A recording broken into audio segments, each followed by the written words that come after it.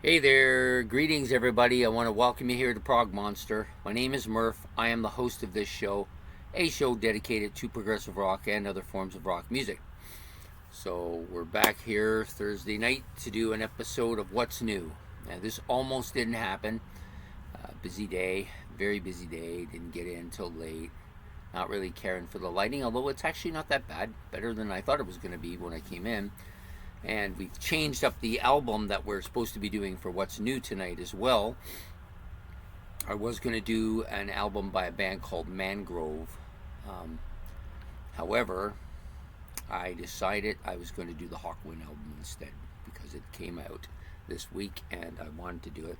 I didn't get it yet, but it's like every Hawkwind album, I have to have it, right? So, anyways, I listened to the album in its entirety. While I was busy and made my notes. Went back and listened to a couple tracks again just because sometimes you get distracted too much and you're hearing it, but you're not hearing anything, really. So, the album that we're doing, Hawkwind's newest album, which is called Stories from Time and Space. Yeah, that's a surprise, right? So, this album was released on April the 5th. 2024, just recently, like in the last few days, on the Cherry Red Records label, of course, and it's about 59 minutes in length, so it's a fairly lengthy album. And Hawkwind's one of those bands always kind of pushed it to the edge with the time parts too. I've noticed even in their early stuff back in the 70s when everybody else was pushing to get 40 minutes, they're pushing 45, 46 minutes. Yeah, he just loves to keep that thing going. And now apparently they've done, like, as the band Hawkwind, they're probably pushing in the 30s. According to Wikipedia, it's only about 27, but yeah, I can't really rely on them too much. But there are quite a few offshoots of Hawkwind as well. Some of them like Church of Hawkwind, Hawk Lords, some other stuff that they've done. Hawkwind Light Orchestratal. Yeah, there's all kinds of stuff out there. I think he just likes to produce albums, and they've been like going strong almost since the day one, since 1970 when they put that first album out. Just like a freight train going all the time. So this one appearing on this album for Hawkwind, David Brock, of course, vocals, guitars, keyboards, and synthesizers. He's been with the band since day one, the only surviving member from day one. And surviving in the sense that he's playing in the band. I'm sure there's other guys that are still alive. I didn't mean it that way. Magnus Martin on guitars and vocals. Richard Chadwick, who plays drums and vocals, been with the band since the 80s, so he's been there a fairly lengthy time. Doug McKinnon on bass, and Paul Sandra on keyboards and synthesizers. So listen to this album in its entirety through once, listen to bits and pieces again after that. Pretty solid. It's a good album. You know, they're consistent with their albums. Their albums are always consistently good. You know, some are better than others, but they're just consistent. They just stay right along that beam. I mean, it was a little higher earlier on, but it's still pretty high. I don't know that these albums are as good as those early albums, but that may be just a preference for me because I happen to like the 1970s music. So that may be the case there. Anyways, there's 13 tracks on the album. The overall feel of the album is not too dissimilar from Hawkwind. You know, you got your melodic, continuous guitar tone and riff going on throughout most of the tracks.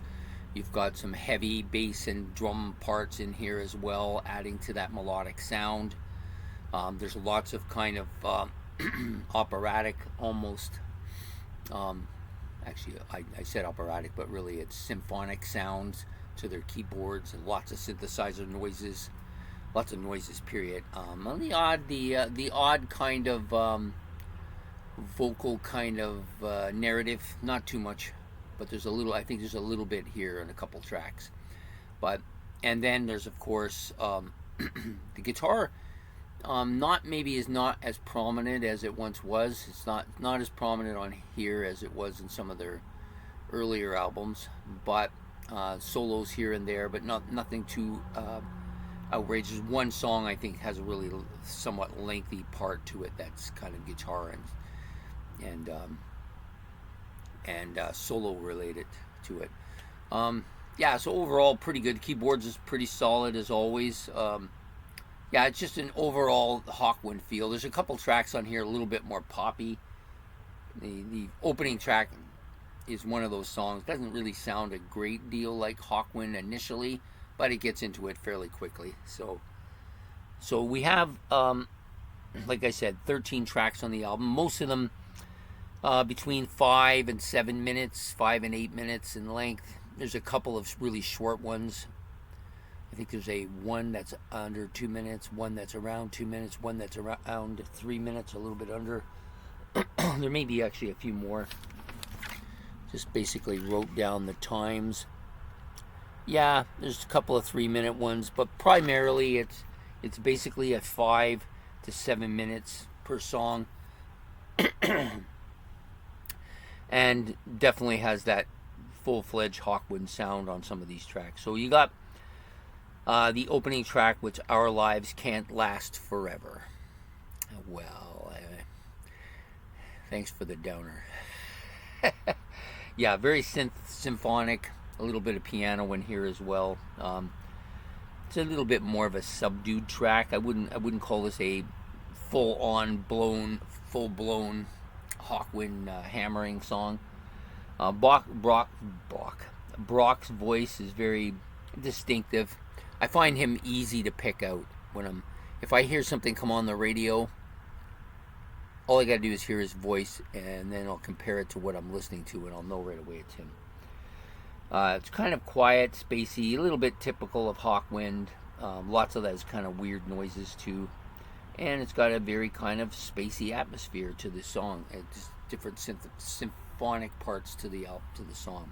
I like this track though; it's not too bad. The next track out, a little bit longer. It's one of the longer tracks on the album, Starship. One Love, One Life. Some intricate bassy parts on this on this particular song too, with but it's again dominated by the symphonic, the synthesizers. Boy, my tongue is really twisted today. I'm not really sure what the hell's going on there. Yeah, overall, it's got that repetitive sound that you get with Hawkwind. The thing I like about Hawkwind and the repetitive part, though, is that it's not the same repetitiveness every song. It's a little bit different here, a little bit different there. And I actually kind of like the sound that they put out. There are some noise effects on this one. Not many, but a little bit of a keyboard solo, too. And overall, kind of a spacey song as well. That's gonna be a theme throughout most of what I'm saying, because they're a kind of spacey rock band. What are you going to do while we're here? Okay, so this is a little bit of a slower, spacey symphonic build-up here. It starts out really kind of slow and moves up its way up, and then becomes more dominant as a symphonic song as it goes along. The guitar slowly cuts in. There's a kind of a sax-like sound here, or maybe it's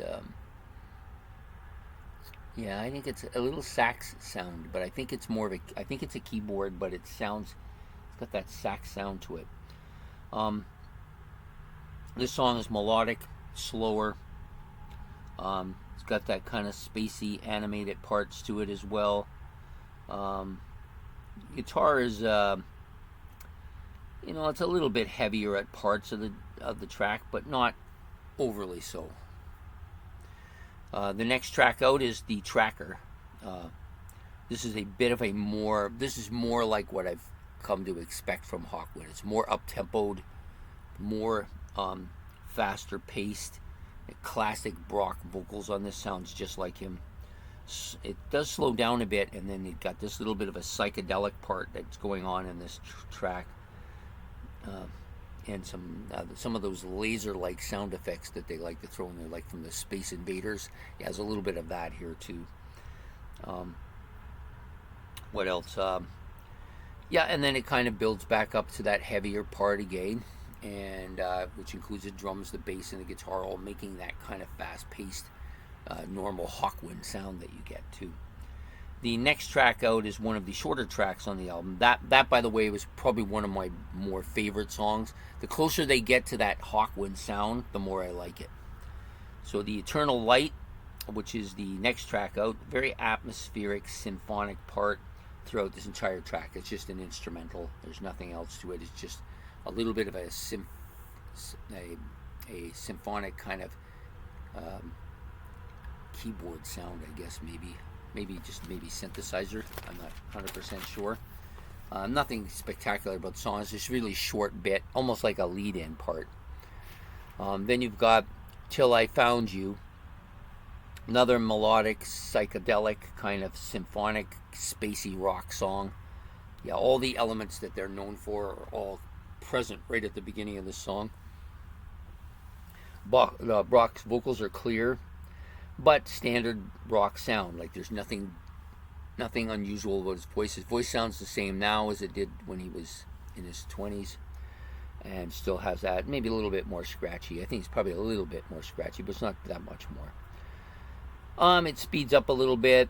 You got the drum and bass parts in there, adding some beef to the section, and then you got this little piano part towards the end, which kind of gives it a kind of a strong kind of progressive sound to it. I guess maybe you might want to call it that. The next track out, Underwater City, has a bit of an acoustic guitar throughout the entire track. Symphonic part gives it this kind of forlorn feeling, kind of almost a sad feeling. And this song's a bit slower, but does get a little bit spacey towards the end as well. The Night Sky starts out with a vocal choir-like sound, almost like you feel like there's people singing in a choir. I don't know that it's a choir going on here. It gives that impression, at least an impression of it anyways. Yeah, it's got that almost underwater feel to it. That's the kind of feeling I get from that track anyways. So the next track out is Travelers of Time and Space, which I think is the title track. Is it the title track? Funny, I can't remember. No. The album is called Stories from Time and Space, but this is Travelers of Time and Space. It's kind of confusing me there for a minute there. Another heavy sound. This is a heavier sound, guitar, bass, pretty heavy. Vocals are heavier here. This is a more spacey, melodic track than some of the other ones. There's a couple of parts here in this song where they're using the synthesizers, which kind of give me almost a U2 feel to it. Not something I've ever thought about with these band before, but when I was hearing it, that U2 flashed in my head, some certain parts that they like to do themselves. Yeah, so there's a little bit of that going on here too. And then it kind of slows down towards the end of the song. Regenerate, which is the next track, feels like a void at the beginning. It feels like you're in space void. It's got all that kind of spacey sounds to it. Really spacey feel. This may be the most spacey of all the songs on this album. Yeah, it gives you that feeling like you're in a spaceship going through the void. I mean, we all know that in outer space there's no noise, so you're not really hearing anything. This is just science fiction kind of way in which the science fiction community likes to make you feel like you're in the void. Yeah, just really, really, really strong spacey sound on this track. The next track out, Black Sea, just basically a synthesizer symphonic impression, building, and it builds up as the track moves along. I don't believe there's vocals in this one. I don't recall hearing any vocals in this track, so I think it's just a short instrumental too. The next song, Frozen in Time, nice wind effect on this song. It starts out with that kind of wind effect that you've come to expect with some different types of progressive rock as well. Another spacey effect. Very there's a little bit of a vocal effect as far as the narrative goes. It's like almost like a storytelling, like you would have gotten with Michael Moorcock back in the day. Yeah, very symphonically heavy in the middle of this particular track. Song becomes a bit somewhat like a story. So you feel like he's telling a little bit of a story while he's doing this. That's the general feeling I get. And then we have the final track, which is called Stargazers. Another spacey void blaster feeling going on here. You know, lots of spacey feel to it.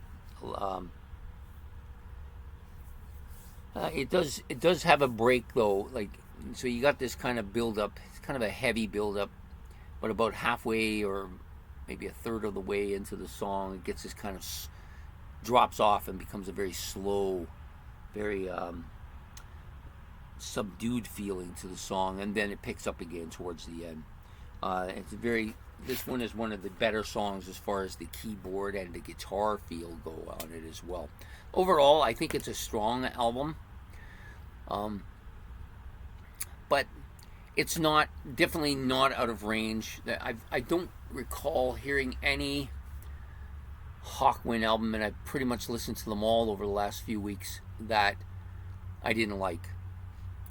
There's only maybe 2 or 3 or a half dozen of them that I really think are great, but for the most part they're all pretty standard in the middle, all pretty strong, nothing outstanding, but nothing really bad about them. And this is another one that fits in there.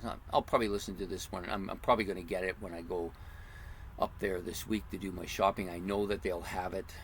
I also want to get the Judas Priest recent Judas Priest album too. I almost went and bought it the other day, and then just said no, I'll wait and I'd rather put the money there, because then they can buy more stuff, and then I'll have more stuff to buy next time I go there. That's kind of the way I like to support the people who I know are into the stuff that I like. You know, if you start buying just by the money, you go online, you buy this one, and you buy that one, and you buy this one, and you buy this one over here, and you don't support those people, then they're gone, and then you have to go to those places. So I'd rather not do that. I'd rather support the people that support my interest. So overall, it was a strong album. Definitely one that I would like to add to my list. I have one coming from Great Britain as well. I'm hoping that might be at the mailbox when I go there soon. Anyways, I hope you enjoy this episode. So if you did, please hit like and subscribe. It's much appreciated. Any comments about the album, you can put them in the comment section below. And don't forget to hit the notification bell. And we will see you next week with What's New. Take care and goodbye.